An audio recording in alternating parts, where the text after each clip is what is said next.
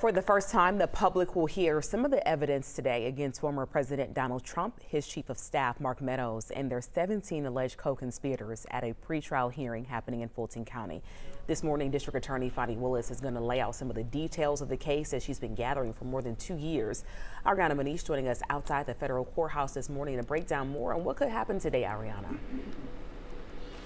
Aisha, today U.S. Federal Judge Steve Jones will hear from Mark Meadows' legal team on why they feel that his case should be tried in federal court instead of state court. A legal expert that we spoke to says the jury pool is a big factor in this argument. It's the first major test of the 2020 election interference case. Mark Meadows going before a judge to have his case moved from state to federal court. The former White House chief of staff was charged along with his former boss, former President Trump, and 17 others.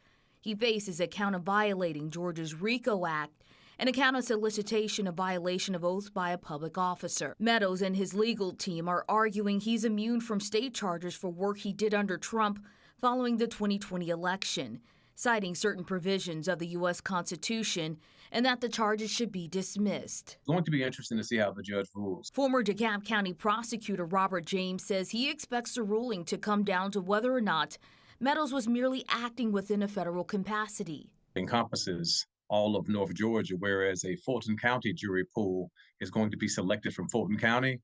A federal jury pool is going to be selected from areas going into North Georgia, which are more conservative. James says one of the biggest reasons Meadows wants to move his trial to federal court is the jury pool. If he's committing state crimes and the judge finds that and he's not acting in his capacity as a federal official, then the judge is going to leave it up to the state. Because just because you're a federal employee or a federal official doesn't mean that you can't commit state crimes and be held accountable by the state. And although this hearing is only focused on Meadows, it could lead to all 19 defendants attempting to have their cases moved out of Fulton County Court. Mr. Trump and some of the others want to be in a more conservative area of the state where he has more political and personal support. Secretary of State Brad Raffensperger has been subpoenaed to testify in today's hearing, along with an investigator in his office who was present during the call when former President Trump called for Georgia election officials to find more than 11,000 votes. Back to you.